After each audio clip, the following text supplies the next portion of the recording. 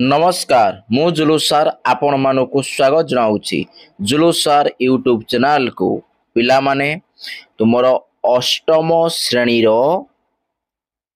साहित्य बही जो रही से साहित्य बहीर तुमर गद्य विभागर रगी सेवा आज आम ए रगी सेवार तार जो प्रश्नावली रही गुटी गुटी आम क्वेश्चन ता उत्तर आलोचना करिबा हैला। अच्छा ए रगी सेवा को लिखिं किए ना उदयनाथ षडंगी।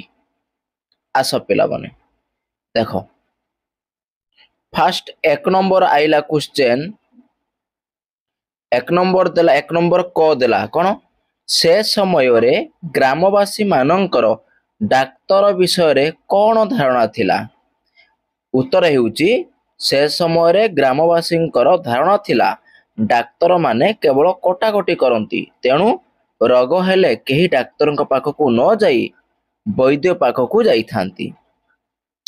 तापर देखिबा ख छोट पिला माने काहेकि वैद्यंकु देखि डरुथिले ना छोट पिलांकु रोग हेले अनेक समय रे वैद्य माने पिठी पाख बेकरे लोहा तताई चढ़ू देउथिले ओ सेही स्थान पाची घा हो जाउथिला सेथिपई छोट पिला माने वैद्यंकु देखि डरुथिले।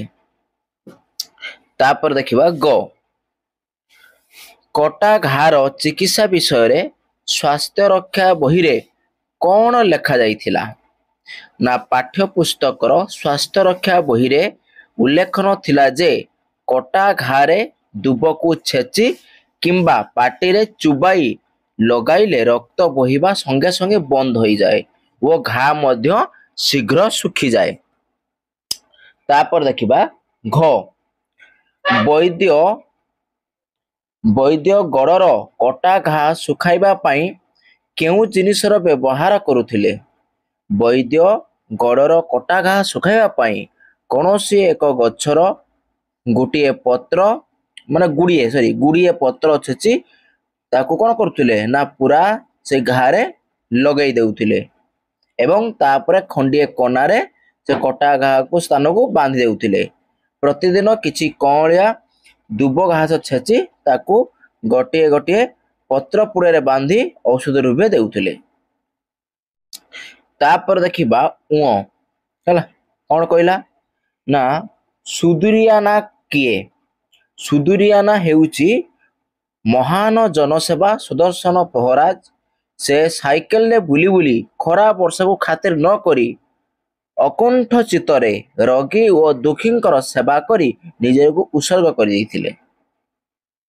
तापर देखिबा दुई नंबर कहला दुई बा तीनोटी धाड़ी रे आस उत्तर लिखिबा। अच्छा करे कौन देला प्रश्न जहा करिबे स्वाही ताहा काहारी हातरे नाही लेखक बापा ए कथा काहेकि कहिथिले ना लेखक बापा रोग सज्जारे पड़िथिबा बेले ईश्वरंक उपरे भरोसा करी यह कहिथिले विधिर विधान को केही अटकाई परिबे नाही जहा हेबार थिबो निश्चय हेबो। तापर देखिबा खर देला बौंकर स्नेहपूर्ण आदेश लेखक भांगी न पारिबार कारण कौन दिनक पाई छुट्टी नहीं लेखक घर को आसीथिले वो बौंकर असुस्थता हेतु तांकु 3 दिन अटकिबाकू पड़िला कर्मक्षेत्र कटक फेरिबाकू बौठारु अनुमति मागिबारु बौ स्नेहपूर्ण दृष्टि चाहि आउ 2 दिन रही जा बोली कहिले लेखकर बौंक प्रति गभीर भल पाइबा बा असुस्थ अवस्थार तार छाड़ी जिबा उचित नुहे बोली विचार करी बौंकर स्नेहपूर्ण आदेश को से भांगी पारि नथिले। तापर देखिबा ग कौन देला ना सुदर्शन पहराजंकर व्यक्तित्व किपरि थिला। सुदर्शन पहराज जड़े महान जनसेवा थिले जनसेवक थिले। सुदर्शन पहराज जड़े महान जनसेवक थिले जे कि गाँ गाँ बुली रोगींकर सेवा करुथिले से थिले बलिष्ठ कर्मठ व पर दुख कातर निरलस व्यक्ति शीत खरा वर्षा को खातिर न करी ଭୋକ ଶୋଷରେ ଭୋକ ଶୋଷ ଭୁଲି ସେ ଅକଣ୍ଠ ଚିତ୍ତରେ ରୋଗୀ ଆଉ ଦୁଃଖୀ ମାନଙ୍କର ସେବା କରୁଥିଲେ। ତାପରେ ଦେଖିବା ଘ ସତ୍ୟବାଦୀ ବିଦ୍ୟାଳୟର ଛାତ୍ରମାନେ କିପରି ରୋଗୀ ସେବା କରୁଥିଲେ। ସତ୍ୟବାଦୀ ବିଦ୍ୟାଳୟର ସତ୍ୟବାଦୀ ବିଦ୍ୟାଳୟରେ ରୋଗୀ ସେବା ପାଠ୍ୟ ଅନ୍ତର୍ଭୁକ୍ତ ଥିଲା। ତାମାନେ ସତ୍ୟବାଦୀ ଗୋଟେ ବିଦ୍ୟାଳୟରେ ଯୋଉ ହେଲା ସେଠି ରୋଗୀ ମାନଙ୍କୁ କିପରି ଚିକିତ୍ସା କରାଯିବ ନାହିଁ କଣ କେମିତି ସେବା କରାଯିବ ତାର ଗୋଟେ ସ୍ୱତନ୍ତ୍ର ତାଙ୍କର ପାଠ୍ୟ ଥିଲା। ଆଚ୍ଛା ଏବଂ ଆଚାର୍ଯ୍ୟ ମହାଶୟଙ୍କ ତତ୍ତ୍ୱାବଧାନରେ ଅନ୍ତେବାସୀଙ୍କୁ ପାଳି କରି ଏହି ସେବା କାର୍ଯ୍ୟ କରିବାକୁ ହେଉଥିଲା। ଛାତ୍ରାବାସରେ କୌଣସି ପିଲା ଜ୍ୱର କିମ୍ବା ବେମାର ପଡ଼ିଲେ ତାହାର ସେବା କରିବା ଓ ପଥି ପଥି କରାଇବା ପଥି କରାଇବା ହେଲା ଏବଂ ଡାକ୍ତରଖାନାରୁ ଔଷଧ ଆଣି ଦେବାର ବ୍ୟବସ୍ଥା କରିବାକୁ ପଡୁଥିଲା। ଝାଡ଼ା ପରିସ୍ରା ହେଇଗଲେ ବିଛଣା ଧୋଇ ପରିଷ୍କାର କରିବା ଆଦି କାର୍ଯ୍ୟ ରୋଗୀ ସେବା କରୁଥିବା ଛାତ୍ରଙ୍କୁ ହିଁ କରିବାକୁ ପଡୁଥିଲା। ତାପରେ ଦେଖିବା 3 ନମ୍ବର ପ୍ରଶ୍ନ। ଆଚ୍ଛା 3 ନମ୍ବର ପ୍ରଶ୍ନ ଦେଲା କଣ ନା ଆସ ମନେ ପକାଇ ଉତ୍ତର ଲେଖିବା ହେଲା। ଏଟା ପିଲାମାନେ ଲଙ୍ଗ କ୍ୱେଶ୍ଚନ। ଲଙ୍ଗ କ୍ୱେଶ୍ଚନ ମାନେ ଆଗେ ରହିବ ଲେଖକ ପରିଚୟ ହେଲା ତାପରେ ଲଙ୍ଗ କ୍ୱେଶ୍ଚନ ଆରମ୍ଭ ହବ। ଆଚ୍ଛା କ୍ୱେଶ୍ଚନ ଆଗେ ପଢିଦେବା। ଲେଖକ ଉଦୟନାଥ ଷଡଙ୍ଗୀ ତାଙ୍କ ବାପା ବୋଉଙ୍କର କିପରି ସେବା କରୁଥିଲେ। ଆଚ୍ଛା ଦେଖ ଫାଷ୍ଟ ଏଇ ପାଖରୁ ଏତିକି ଆସିବ କଣ ତୁମର କବି ପରିଚୟ। ଲେଖକ ସତ୍ୟବାଦୀ ବିଦ୍ୟାଳୟରେ ଜଣେ ଆଦର୍ଶ ଛାତ୍ର ଭାବରେ ଅଧ୍ୟୟନ କରି ରୋଗୀ ସେବା ସମ୍ପର୍କରେ ଉପଯୁକ୍ତ ଜ୍ଞାନ ଆହରଣ କରିଥିଲେ। ମ୍ୟାଟ୍ରିକୁଲେସନ ପରୀକ୍ଷା ପରେ ଘରେ ଥିବା ବେଳେ ତାଙ୍କ ବାପା ଗ୍ରହଣୀ ଝାଡ଼ା ରୋଗରେ ଆକ୍ରାନ୍ତ ହୋଇଥିଲେ। ଲେଖକ ପିତାଙ୍କ ରୋଗଶଯ୍ୟା ନିକଟରେ ଦିନ ରାତି ବସି ସେବା କରିଥିଲେ। ଝାଡ଼ା ରୋଗ ହେତୁ ବାପାଙ୍କ ବିଛଣା ଚାଦର ବାରମ୍ବାର ମଇଳା ହେଇଯାଉଥିଲା। ତେଣୁ ଘନ ଘନ ବିଛଣା ଚାଦର ବଦଳାଇବା ପଥି ଖୁଆଇବା ଆଉ ଉଠି ବସାଇବାରେ ସହାୟତା ପ୍ରଦାନ କରିବା ଆଦି କାର୍ଯ୍ୟ ଲେଖକ ନିଜେ ହିଁ କରୁଥିଲେ। ସାରା ରାତି ଅନିଦ୍ରା ହୋଇ ସେ ବାପାଙ୍କ ଦେହ ହାତ ଆଉଁସି ଦେଉଥିଲେ। ଲେଖକଙ୍କ ସେବା ଶୈଳୀ ଏପରି ଥିଲା ଯେ ନିଦରୁ ଉଠିଲା ମାତ୍ରେ ବାପା ପ୍ରଥମେ ତାଙ୍କୁ ହିଁ ଖୋଜୁଥିଲେ। ବାପାଙ୍କ ପରି ବୋଉଙ୍କ ଶେଷ ସମୟରେ ମଧ୍ୟ ଲେଖକ ତାଙ୍କ ପାଖରେ ରହି ସେବା କରିବାର ସୁଯୋଗ ପାଇଥିଲେ। କଟକରେ ଚାକିରି କରିଥିବା ସମୟରେ ସେ ଥିଲେ ଦିନକ ପାଇଁ ସେ ଦିନକ ପାଇଁ ଛୁଟି ନେଇ ଘରକୁ ଆସିଥିଲେ ଓ ବୋଉର ଜ୍ୱର ରୋଗରେ ଶଯ୍ୟା ଦେଖି ଲେଖକ 3 ଦିନ ଛୁଟି ନେଇକି ଆସିଥିଲେ। ତାପରେ ତାଙ୍କ ବୋଉ ତାଙ୍କୁ କଣ ଏତେ ସ୍ନେହପୂର୍ଣ୍ଣ କୋଣରେ ଚାହିଁଲେ ଯେ ଲେଖକ ଆଉ 2 ଦିନ ରହିଗଲେ ହେଲା। ତେଣୁ ଇଏ ଥିଲା ପିଲାମାନେ ତମର ବୋଉଙ୍କର ବି ସେ କଣ ସେବା ଶୁଶ୍ରୂଷା କରୁଥିଲେ। ତାଙ୍କର କଣ ମଳ ମୂତ୍ର ସବୁ ସଫା କରୁଥିଲେ ହେଲା। ତାପରେ ଦେଖିବା ଖ ସତ୍ୟବାଦୀ ବିଦ୍ୟାଳୟରେ ଛାତ୍ରମାନଙ୍କୁ ରୋଗୀ ସେବା କାହିଁକି ଶିକ୍ଷା ଦିଆଯାଉଥିଲା। ସତ୍ୟବାଦୀ ବନ ବିଦ୍ୟାଳୟ ସାଧାରଣ ବିଦ୍ୟାଳୟ ନଥିଲା। ତାହା ଥିଲା ମଣିଷ ତିଆରି କାରଖାନା। ସେଠାକାର ଛାତ୍ରମାନେ ପ୍ରତ୍ୟେକ ବିଷୟରେ ଶିକ୍ଷା ଲାଭ କରୁଥିଲେ। ସ୍ୱାବଲମ୍ବୀ ହେବା ଏବଂ ସେବା ମନୋବୃତ୍ତି ପ୍ରକାଶ କରିବା ତାଙ୍କ ବିଦ୍ୟାଳୟର ଅନ୍ୟତମ ଉଦ୍ଦେଶ୍ୟ ଥିଲା। ଏପରିକି ସେଠାରେ ରୋଗୀ ସେବା ପାଠ୍ୟ ପୁସ୍ତକ ଅନ୍ତର୍ଗତ ଥିଲା। ଆଚାର୍ଯ୍ୟ ମହାଶୟଙ୍କ ଦାୟିତ୍ୱ ଓ ତତ୍ତ୍ୱାବଧାନରେ ଅନ୍ତେବାସୀଙ୍କୁ ପାଳି କରି ରୋଗୀ ସେବା କାର୍ଯ୍ୟ କରିବାକୁ ପଡୁଥିଲା। ରୋଗୀ ସେବା ପାଳି ଦାୟିତ୍ୱରେ ଥିବା ପିଲା ପ୍ରତିଦିନ ସକାଳେ ଗୋଟିଏ ଛୋଟ ଗ୍ଲାସରେ କିଛି କିଛି ନିମ ଛେଲି ବା ଚିରେଇତା ସିଝା ପାଣି ପ୍ରତି ପିଲାଙ୍କୁ ଦେଉଥିଲେ। ଯେତେ ଅରୁଚିକର ହେଲେ ମଧ୍ୟ ସମସ୍ତେ ତାହା ପିଇବାକୁ ବାଧ୍ୟ ଥିଲେ। କାରଣ ରୋଗୀ ସେବା କାଳେ ଆଚାର୍ଯ୍ୟ ମହାଶୟଙ୍କୁ କହିଦେବେ ହେଲା। ତେଣୁ ସେହି ସମୟରେ ସେହି ଭୟରେ ସମସ୍ତେ କଣ କରୁଥିଲେ ନା ପିଇ ଦେଉଥିଲେ ହେଲା। କେହି ମନା କରୁନଥିଲେ। ଛାତ୍ରାବାସର କୌଣସି ପିଲା ଜ୍ୱର ବା କିଛି ବେମାରରେ ପଡ଼ିଲେ ତା ପାଖରେ ରାତି ଦିନ ବସି ତାଙ୍କୁ ସେବା କରୁଥିଲେ। ଡାକ୍ତରଖାନାରୁ ଔଷଧ ଆଣି ଠିକ୍ ସମୟରେ ଖୁଆଇବା, ନିର୍ଦ୍ଦିଷ୍ଟ ବେଳାରେ ଦେହରେ ଉତ୍ତାପ ମାପି ଚାର୍ଟ୍ସ ଲେଖିବା, ଦୁଧ, ଶାଗୁ ମାନେ ଏଟା ସାବୁ ହବ, ବାଲି ଆଉ ପସାରୁଣୀ ପତ୍ର ସଂଗ୍ରହ କରି ଆଣି ପଥି କରାଇ ବା ଦାୟିତ୍ୱ ରୋଗୀ ସେବକଙ୍କ ଉପରେ ନ୍ୟସ୍ତ ଥିଲା।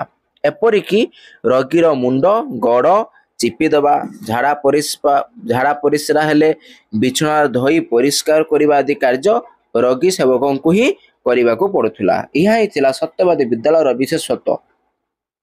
ତାପରେ ଦେଖିବା କଣ ହେଲା ନା ଆଚାର୍ଯ୍ୟ ମହାଶୟ ଛାତ୍ରାବାସରେ ଶିକ୍ଷାର୍ଥୀମାନଙ୍କର ସେବା କରିବାର କାରଣ କଣ ଥିଲା? ଆଚାର୍ଯ୍ୟ ମହାଶୟ ଛାତ୍ରାବାସ ଦାୟିତ୍ୱରେ ରହିଥିଲେ। ପ୍ରତ୍ୟେକ ପିଲା କିପରି ସୁସ୍ଥ ଓ ନିରୋଗ ରହିବେ ତାହା ତାଙ୍କର ମୂଳ ଲକ୍ଷ୍ୟ ଥିଲା। ସେଥିପାଇଁ ସେ ଥିଲେ ଋଷି ପ୍ରତୀପ, ସେବା ଓ ତ୍ୟାଗର ମୂର୍ତ୍ତିମନ୍ତ ପ୍ରତୀକ। ସେତେବେଳେ ସେହି ବିଦ୍ୟାଳୟରେ ରୋଗୀ ସେବା ପାଠର ଏକ ଅଙ୍ଗ ଥିଲା। ଛାତ୍ରାବାସରେ ରହୁଥିବା ଛୋଟ ପିଲାମାନଙ୍କ ଦେହରେ କାଛୁ ପୁରି ଯାଇଥାଏ। ଆଚାର୍ଯ୍ୟ ମହାଶୟ ନିଜେ ସକାଳେ ନିମପତ୍ର ସିଝା ଗରମ ପାଣିରେ ପିଲାମାନଙ୍କ କାଛକୁ ଧୋଇ ଦେଉଥିଲେ। କଷ୍ଟ ହେଉଥିଲେ ମଧ୍ୟ ଆଚାର୍ଯ୍ୟ ମହାଶୟଙ୍କ ଆଗରେ କୌଣସି ପିଲା ମୁଖ ବିକୃତ କରିବାକୁ ସାହସ କରୁନଥିଲେ। ପିଲାଙ୍କ ଯନ୍ତ୍ରଣା ଲାଘବ କରିବାକୁ ସେ ସରସ ଆଉ ମଜାଳିଆ କଥା କହି ଏପରି ମଜାଇ ଦେଉଥିଲେ ଯେ ପିଲା କାଛୁଧୁଆ କଷ୍ଟ ଜାଣି ପାରିନଥିଲେ। ତାପରେ ଦେଖିବା 4 ନମ୍ବର ହଉଛି ପିଲାମାନେ ତମର ସରଳ ଭାଷାରେ ବୁଝାଇ ଲେଖ ହେଲା। ଆଚ୍ଛା ଦେଲା କଣ ନା ବଡ଼ ସ୍ନେହ ଭରା ଅଥଚ କରୁଣ ସେ ଚାହାଣୀ। ଆଚ୍ଛା ବଡ଼ ସ୍ନେହ ଭରା ଅଥଚ ସେ ଚାହାଣୀ। ପ୍ରଦତ୍ତ ଗଦ୍ୟାଂଶଟି ଉଦୟନାଥ ଷଡ଼ଙ୍ଗୀଙ୍କ ଆତ୍ମରଚିତ ଗାନ୍ଧୀ ମହାରାଜଙ୍କ ଶିଷ୍ୟରୁ ସଂଗୃହୀତ ରୋଗୀ ସେବା ଶୀର୍ଷକ ବିଷୟରୁ ଆନୀତ। ଏଠାରେ ଲେଖକ ନିଜ ରୋଗାକ୍ରାନ୍ତ ବୋଉଙ୍କର ମୃତ୍ୟୁର ଅବ୍ୟବହିତ ପୂର୍ବ ଚାହାଣୀର ଭରି ରହିଥିବା କାରୁଣ୍ୟ ଉପରେ ଆଲୋକପାତ କରିଛନ୍ତି। ପିତାଙ୍କ ମୃତ୍ୟୁର ଠିକ୍ 5 ବର୍ଷ ପରେ ଲେଖକଙ୍କ ବୋଉ ଶେଷ ନିଶ୍ୱାସ ତ୍ୟାଗ କରିଥିଲେ। ସେ ସମୟକୁ ଲେଖକ କଟକର ଦତ୍ତ ପ୍ରେସରେ ଚାକିରି କରୁଥିଲେ। ଦିନକ ପାଇଁ ଛୁଟି ନେଇ ଘରକୁ ଆସିଥିଲେ ବୋଉଙ୍କୁ ଜ୍ୱର ରୋଗରେ ପୀଡ଼ିତ ଥିବା ଅବସ୍ଥା ଦେଖିବା ପାଇଁ। ବାଧ୍ୟ ହୋଇ 2 ଦିନ ଛୁଟି ବଢ଼ାଇ ବୋଉଙ୍କ ସେବା ଶୁଶ୍ରୂଷା କଲେ। ବୋଉ ସାମାନ୍ୟ ସୁସ୍ଥ ହେବା ପରେ କର୍ମକ୍ଷେତ୍ରକୁ ବାହାରିବାକୁ ଅଗ୍ରସର ହେବାରୁ ଆଉ 2 ଦିନ ରହିଯିବାକୁ ବୋଉ ଅତି ବିକଳ ଭାବରେ ପୁଅକୁ କହିଥିଲେ। ବୋଉଙ୍କର ସ୍ନେହପୂର୍ଣ୍ଣ କଥା କାଟି ନ ପାରି ଲେଖକ ରହିବାକୁ ବାଧ୍ୟ ହେଲେ। କିନ୍ତୁ ସେଦିନ ରାତିକୁ ହଠାତ୍ ବୋଉ ସଂଜ୍ଞାହୀନ ହୋଇପଡ଼ିଲେ। ଡାକ୍ତର ଔଷଧର ବ୍ୟବସ୍ଥା କରିବାର ଦିନକ ପରେ ସେ ପ୍ରକୃତିସ୍ଥ ହେଲେ। ମାତ୍ର ରାତିକୁ ଅବସ୍ଥାରେ ଅବନତି ଘଟିଲା ଓ ପାହାନ୍ତା ପହରକୁ ଦୁଆରକୁ ଉଠାଇ ନେବାକୁ ବୋଉ ଲେଖକଙ୍କୁ କହିଲେ। ସେତେବେଳକୁ ତାଙ୍କ ଶେଷ ସମୟ ଆସି ସାରିଲାଣି। ଅନ୍ତିମ ଆଶୀର୍ବାଦ ଦେବାକୁ ଅତି କରୁଣ ଦୃଷ୍ଟିରେ ପୁଅକୁ ଚାହିଁ ହାତ ଉଠାଇବାକୁ ଚେଷ୍ଟା କରି ମଧ୍ୟ ଉଠାଇ ପାରିଲେ ନାହିଁ। ଏହା ଜାଣି ଲେଖକ ବୋଉଙ୍କର ହାତକୁ ଧରି ଟେକିବାକୁ ଚେଷ୍ଟା କଲେ। ଲେଖକଙ୍କ ହାତକୁ ଧରି ବୋଉ ଆଖି ବୁଜିଦେଲେ। ସେ ସମୟରେ ବୋଉଙ୍କ ଆଖିର ଚାହାଣୀରେ ଭରି ରହିଥିଲା ଆକୁଳତା, ଯାହାକୁ ଲେଖକ ଶ୍ରେଷ୍ଠ ଆଶୀର୍ବାଦ ବୋଲି ପରବର୍ତ୍ତୀ ସମୟରେ ଅନୁଭବ କରିଥିଲେ। ତାପରେ ଦେଖିବା ଖରେ ଦେଲା ଯଦି ଚିତ୍ରକର ହୋଇଥାନ୍ତି ତେବେ ତାର ଗୋଟିଏ ଅପରୂପ ଛବି ଆଙ୍କି ଦେଇ ପାରିଥାନ୍ତି। ଆକୁ ଆମେ ସରଳ ଭାଷାରେ ଲେଖିବା। ଆଚ୍ଛା ଯଦି ଚିତ୍ରକର ଆଙ୍କି ଦେଇ ପାରିଥାନ୍ତି। ସଂକ୍ଷିପ୍ତ ଗଦ୍ୟାଂଶଟି ଉଦୟନାଥ ଷଡ଼ଙ୍ଗୀଙ୍କ ରଚିତ ଆତ୍ମରଚିତ ଗାନ୍ଧୀ ମହାରାଜଙ୍କ ଶିଷ୍ୟରୁ ସଂଗୃହୀତ ରୋଗୀ ସେବା ଶୀର୍ଷକ ବିଷୟରୁ ଆନୀତ। ଏଠାରେ ଲେଖକ ନିଜ ପିତାଙ୍କ ମୃତ୍ୟୁ ପୂର୍ବର ସ୍ନେହପୂର୍ଣ୍ଣ ଢଳ ଢଳ ମୁହଁ ଓ ଆବେଗ ଭରା ଚାହାଣୀ ସମ୍ପର୍କରେ ବର୍ଣ୍ଣନା କରିଛନ୍ତି। ଲେଖକଙ୍କ ପିତା 72 ବର୍ଷ ବୟସରେ ଇହଲୀଳା ସାଙ୍ଗ କରିଥିଲେ, ମାନେ ମୃତ୍ୟୁବରଣ କରିଥିଲେ। ମୃତ୍ୟୁ ପୂର୍ବରୁ ସେ ଗ୍ରହଣୀ ଝାଡ଼ା ରୋଗରେ ପୀଡ଼ିତ ଥିଲେ। ସେ ମୁହୂର୍ତ୍ତ ପର୍ଯ୍ୟନ୍ତ ଲେଖକ ତାଙ୍କର ସେବା ଶୁଶ୍ରୂଷା କରିଥିଲେ। ଡାକ୍ତର ଡାକିବାକୁ କହିଥିଲେ ମଧ୍ୟ ତାଙ୍କ ପିତା ବାରଣ କରୁଥିଲେ। ହୁଏତ ସେହି ରୋଗରେ ସେ ଶେଷ ନିଶ୍ୱାସ ତ୍ୟାଗ କରିବାକୁ ଚାହୁଁଥିଲେ। ଲେଖକ ଗାଁ ବୈଦ୍ୟଙ୍କ ନିକଟକୁ ଔଷଧ ଆଣିଲେ ମଧ୍ୟ ସେ ଖାଉନଥିଲେ। ମୃତ୍ୟୁ ପୂର୍ବରୁ ଶେଷ 3 ଦିନ ସେ ଅଚେତନ୍ୟ ଅବସ୍ଥାରେ, ମାନେ ଅଚେତ ଅବସ୍ଥା ଯାହା କୁହାଯାଏ, ଅଚେତ ଅବସ୍ଥାରେ ରହିଥିଲେ। ଯେତେବେଳେ ଚେତନା ଫେରି ଆସେ ଅତି ଆଦରରେ ସେ ଲେଖକଙ୍କ ମୁହଁ ଓ ପିଠିରେ ହାତ ବୁଲାଇ ଆଣନ୍ତି। ସ୍ନେହପୂର୍ଣ୍ଣ ଚକ୍ଷୁରେ ଚାହିଁ ରହନ୍ତି। ସେହି ଆଖିର ଢଳ ଢଳ ଚାହାଣୀରୁ ସତେ ଯେପରି ଆଶୀର୍ବାଦର କିରଣ ଝରି ଆସୁଥିଲା ପରି ଲେଖକ ଅନୁଭବ କରୁଥିଲେ। ପରବର୍ତ୍ତୀ ସମୟରେ ବାପାଙ୍କର ସେହି ମୁହଁ ଲେଖକଙ୍କ ମାନସ ପଟରେ ନାଚି ଉଠେ। କୌଣସି ଏକ ମନମୁଗ୍ଧକାରୀ ଦୃଶ୍ୟକୁ କେବଳ ଚିତ୍ରକର ହିଁ ରଙ୍ଗ ତୁଳିରେ ରୂପ ଦେଇପାରେ। ଲେଖକ ଜଣେ ଚିତ୍ରଶିଳ୍ପୀ ହୋଇ ନଥିବାରୁ ପିତାଙ୍କର ସେହି ରୂପକୁ କେବଳ ସ୍ମରଣ ମାତ୍ର କରିପାରିଛନ୍ତି, ମାତ୍ର ଆଙ୍କି ପାରିନାହାନ୍ତି। ଲେଖକ ଏଇଠି କହିଛନ୍ତି ଯଦି ସେ ଚିତ୍ରକର ହୋଇଥାନ୍ତେ ତାହେଲେ ତାଙ୍କର ସେ ଅନୁରୂପ ରୂପକୁ ନିଶ୍ଚିତ ଭାବରେ ଆଙ୍କି ପାରିଥାନ୍ତେ। ତାପରେ ଦେଖିବା 5 ନମ୍ବର। 5 ନମ୍ବର ପିଲାମାନେ ଦେଲା ଆସ ତଳେ ଦିଆଯାଇଥିବା ଅନୁଚ୍ଛେଦକୁ ପଢିବା। ଅନୁଚ୍ଛେଦ ମାନେ ଏଇଟା ଦେଖ, ଏଇଟା ଅନୁଚ୍ଛେଦରେ ଦେଇଛି, ଆକୁ ଭଲସେ ପଢିବା ଏବଂ ତାକୁ ଉତ୍ତର ମନେ କରି ଅନୁଚ୍ଛେଦରେ ପଢିବା, ତାକୁ ଉତ୍ତର ମନେ କରି ତା ପାଇଁ କିଛି ପ୍ରଶ୍ନ ତିଆରି କରିବା। ତାମାନେ ଏଇ ଯୋଉ ଦେଇଛି ଅନୁଚ୍ଛେଦକୁ ପଢିବା, ଯାଇକି ସେଠୁ କିଛି ପ୍ରଶ୍ନ ତିଆରି କରିବା। ଆସ ଆଗରେ ଆମେ ଅନୁଚ୍ଛେଦକୁ ପଢିଦେବା। ଘର ଘର ବୁଲି ରୋଗୀଙ୍କ ଅବସ୍ଥା ଦେଖୁ, ଡାକ୍ତରଖାନାରୁ ଔଷଧ ନେଇ ଖୁଆଇ ଦେଉ, ଗୁରୁତର ରୋଗୀଙ୍କୁ ଡାକ୍ତରଖାନାକୁ ଆଣିବାର ବ୍ୟବସ୍ଥା କରୁ, ସାନିଟାରୀ ଇନ୍ସପେକ୍ଟରଙ୍କୁ ଧରି କୂଅ ପୋଖରୀ ବିଶୋଧନ କରାଉ। ଅନେକ ସମୟରେ ଶାଗୁ ପାଣି ତିଆରି କରି ସଙ୍ଗେ ନେଇଥାଉ। ଗରିବମାନଙ୍କର ତାହା ପଥି ହୁଏ। ଆଶ୍ରମରୁ ସକାଳୁ ବାହାରି ଗଲେ ଦିନେ ଦିନେ ଫେରିବାକୁ ରାତି ବେଶୀ ହୋଇଯାଏ। କିନ୍ତୁ ଶ୍ରୀଯୁକ୍ତ ଗୋପବନ୍ଧୁ ଚୌଧୁରୀଙ୍କର କଡ଼ା ତାଗିଦ ଥାଏ, ସନ୍ଧ୍ୟା ପୂର୍ବରୁ ଫେରିବ।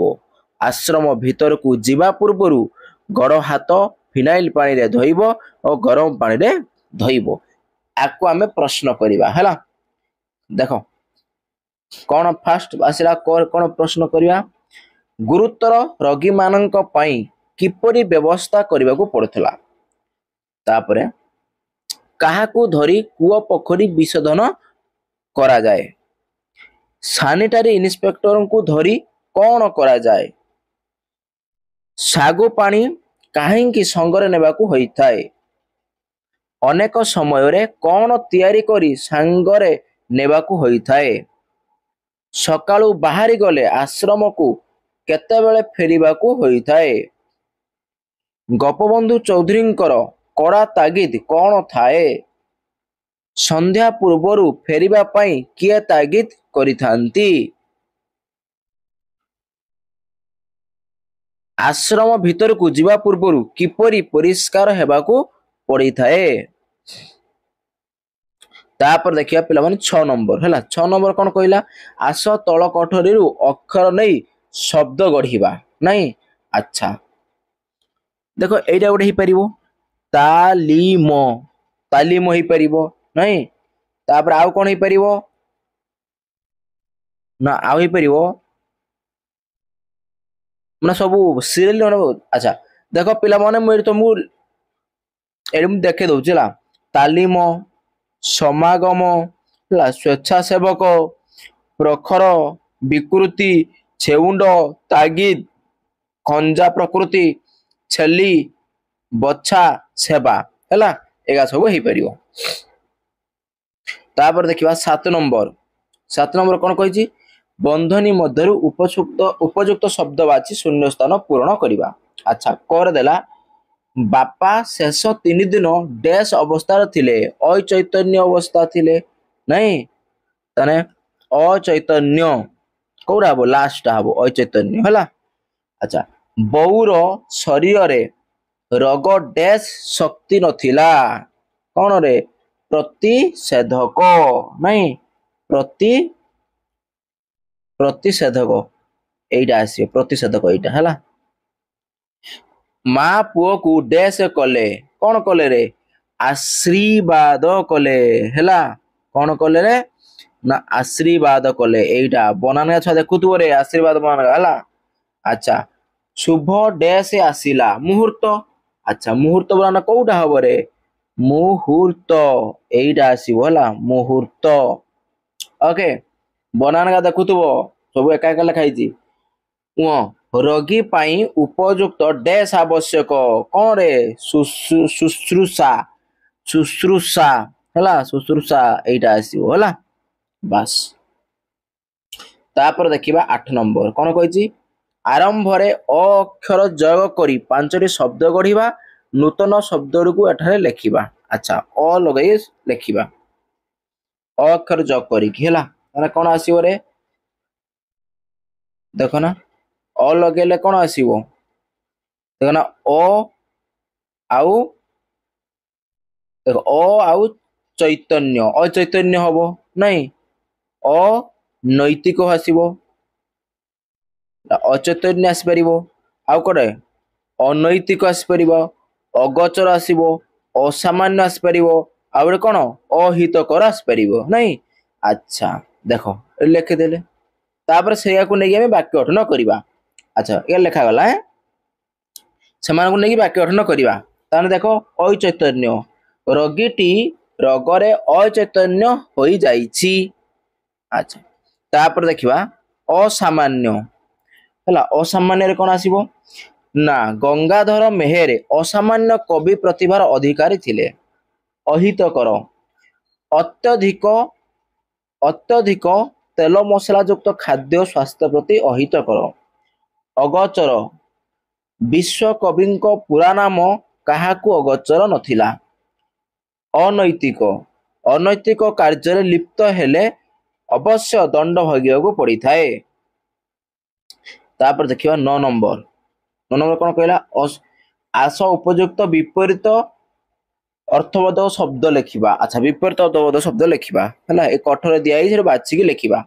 अच्छा कौन आसीबो रे पिला माने ना असहयोगर सहयोग आसीबो नहीं रोगक्रांतरु रोगमुक्त आसीबो आउ प्रत्युषरु प्रदोष आइबो असंभवर संभव आशीर्वाद अभिशाप आइबो हैला। तापर देखिबा 10 नंबर कौन कहिछि ना ए कथा किए काहा कहिसंदी बंधनी मध्य लिखिबा। अच्छा फास्ट देला को जहा करिबे स्वाही ता काहारी हातरे नाही ए कथा किए कहिछि ए कथा लेखक बापा लेखक को कहिसंती हैला। अच्छा तापरे ख पिलाटा काली राति रे जमा सही नाही ए कथा किए कहिसंती ना लेखकर बापा लेखक बोऊ को कहिसंती हैला। अच्छा तापरे ग मो धन को किए आनिलाटी ए कथा किए कहिसंती ना लेखक बोऊ लेखक को कहिसंती हैला। तापरे घ आसीछु जेतेबेले आउ 2 दिन रही जा लेखक बोऊ लेखक को कहिसंती हैला। तापर देखिबा 11 नंबर कौन कहिछि तळे दियाइथिबा शब्द गुड़िक संधि विच्छेदन कर नहीं प्रश्न उत्तर संधि विच्छेदन बदले कौन हबो प्रश्न युक्त उत्तर हैला। अधिकांश युक्त ना अधिकांश कौन हबो अधिक युक्त अंश छात्रावास छात्र युक्त आवास हैला। कौन जगन्नाथ कौन हबो रे ना जगत युक्त नाथ स्वेच्छा कौन हबो स्वयुक्त इच्छा हैला। तापर देखिबा 12 नंबर कौन कही भूल थिबा शब्द को ता पाखरे ठीक करी लेख। अच्छा जे भूल थी ठीक करी लेखिबा से कही है। अच्छा देख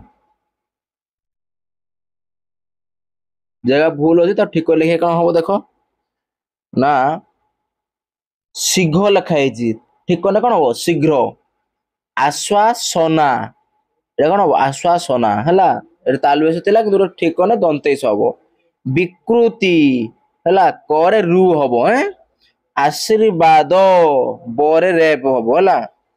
अच्छा चाटशाली है मुधने सेटा कौन हम दंतेश हम चाटशाली तापर कौन हम प्रभूति है प्रभूति भरे दुर्घ आसीबो तापरे स्नेहपूर्ण है परे दुर्घ आसीबो ज्ञानहीन हरे दीर्घ ही आसीबो जिद एडी अंतस्थ जोड़ा बर्गेज हब व्यवस्था दंत लास्ट जो रही दंतेश दंतेश तले थ विसर्ग भाया थ हम तापर आकार अस्पष्ट है दंतेश तले प हम शुश्रूषा तालवेश दीर्घ आसीबो आउ तालवेश रही कि हसु आइबो। तापर देखिबा 13 नंबर पिला माने 13 नंबर चिट्ठी कहि जिबे लिखि दे हला। अच्छा चिट्ठीटा पिला माने मु देखे दउची हला तमे ताको पॉज करिकि लेखि नबो हला बस एडा कने एडा दे एडा उडा दे तार पैटर्न टा दे जेरा पिला माने हला से तेमति लिखिछि तमे तम हिसाब रे लिखिबो हला तम अनुसार तम ना दबो हला तमर प्रिय सांग दबो बुझे ना दे करिवो कौनसी बाध्यता कौनसी सेवामूलक कार्य अंशग्रहण छात्र मध्य तुम लाभ करिथिबा अनुभूति को वर्णना करी बंधु निकट पत्र माने बंधु को निकट पत्र लिखिबो पिला माने हैला बस तेणु चेंज करी लिखिबो तुम माने हैला मु खाली देखे दउची खाली देखि दबो सेही टाइप रो तमे निजे लिखिबो हैला पिला माने हां निजे लिखिबो एवं आमर एही वीडियो तले ए वीडियो डिस्क्रिप्शन तले गोटे व्हाट्सएप चैनल लिंक दाइछि आ टेलीग्राम चैनल लिंक दाइछि हैला तुम माने जॉइन हो जिवो एवं सेठारे ए जो चिट्ठी को लेखिकी मते फोटो पठेबो हैला फोटो उठे पठेबो मु तापर ठीक अछि नाही देखिकी करेक्शन करके तुम पाखु मु आउ थरे पठे देबी हैला बस ताने एटा हमरो अच्छा रखिया पूर्व कहि दउची पिला माने फटाफट वीडियो को लाइक कर पकाओ हैला लाइक करने हमरे मोटिवेशन मिलिबो आहुरी आहुरी भलो से पढेबा पई हैला आउ सांग साथी माननकु ए वीडियो शेयर कर परिबो जहा फल समान भी किछि कोन प्रश्न उत्तर जानी परिबे हैला पिला माने समस्त की बांटीबो विद्या बांटीले विद्या बढ़ होई किछ असुविधा ना जते शेयर करिवो तुमरो सते विद्या बढ़िबो पिला माने हैला एवं जो माने हम चैनल को सब्सक्राइब करी ना हो नुआ आसी आम चैनल को से माने आम चैनल को सब्सक्राइब करी